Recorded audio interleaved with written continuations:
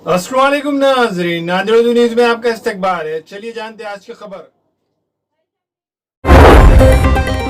China का जानलेवा corona virus का असर हिंदुस्तान में भी नजर आने लगा है। जम्मू और कश्मीर में अब एक 63 साल खातून में कोरोना वायरस का तस्दीक हुई है।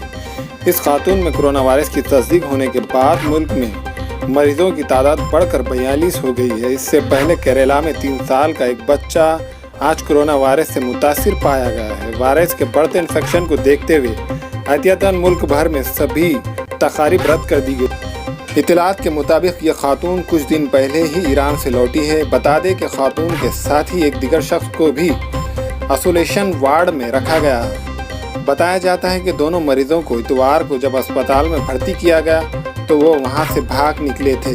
हालांकि इन्हें बाद में पकड़कर वापस अस्पताल में भर्ती कर दिया गया।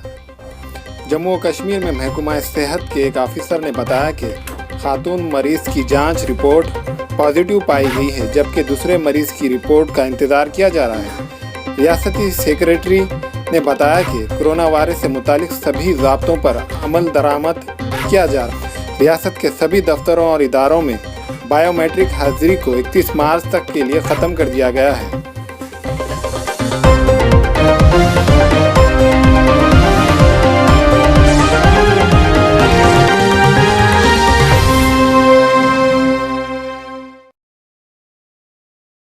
Nadir Urdu news YouTube channel को सब्सक्राइब जरूर करें और बेल आइकन को क्लिक करें। बेल आइकन को क्लिक करने से होगा ये कि आपको लेटेस्ट न्यूज़ अपडेट की नोटिफिकेशन मिलती रहे।